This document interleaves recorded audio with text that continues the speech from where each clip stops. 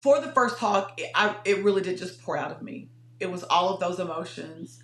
I knew what I wanted to say. I wanted to grab the heart of the listener. For the second one, I learned how to slow down. I learned how to pause more. I wanted to be, there to be an impact between my words and my movement, because I can, one of the things people say about me when they hear me speak is, "Oh, you're powerful," but sometimes I hit them. I'm just hitting them, boom, boom, boom.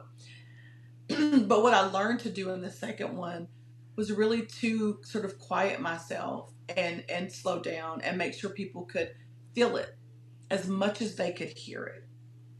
So I did work much more on my execution. So when I say that I was running through it, for the second one, I was literally pausing. The other thing that I would say that I think is super important, I would deliver it for other people and I would get their feedback, right? So I would deliver it to a group, to friends, and they'd say, "Oh, you're going too fast here, or perhaps you need to pause here, or this is something that you want to highlight."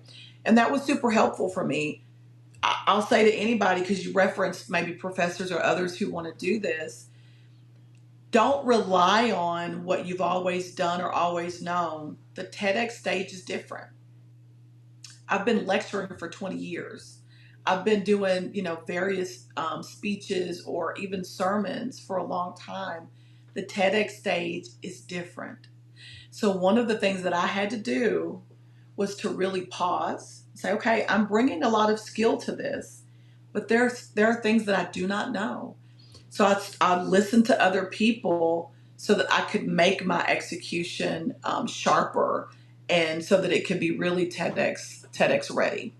I love that. And I think one thing that I'm learning now is that there's so many communities out there with people who are pursuing a TEDx talk, or who have done a TEDx talk. So you could kind of like build your own mini network of, people to bounce ideas off of. For me, I didn't really let a lot of people hear my talk, but I shared my manuscript with a bunch of people, and that helped a lot. Like, I come from a hip hop background, so like that's one thing. Like, I felt really confident about me delivering. What I had questions about was the actual content. I wanted to ask you though, just kind of rewinding a little bit away from the execution and to the fact that you are a two-time speaker, right? So the application process from doing a talk going into the second talk, you said that it's not common for people to like do one talk and then the next year they do another talk. Do you think that that helped and worked in your advantage? Is it something that you intentionally leveraged and talk to them about, like, hey, listen, I've done this before, Is that something that would work? Yes. Well, in the selection, so in the application process, I've only done the two. My understanding is that every process isn't the same. Usually there is an application. Then the group, whoever's putting it on, may ask you to send a 2 to 3. This is kind of common, a 2 to 3 minute video, giving them your big idea, because they want to know that you can speak. They want to know that you can, be concise in articulating what that idea is. I want to say in the application process, there's also like a short snippet of what you'd write in terms of your big idea. I think I have friends who actually have had interviews of sorts, so people would ask them questions. I didn't have that experience for either of mine. But the short answer to your question is, even though my first TED Talk was about grief, which isn't my content area, I've been able to use that video just in terms of people who want to hear me speak. So for the second application, when they asked, give us something showing your ability or whatever, I was easily able to use that, and it was a good representation for what I would be able to do on that second stage.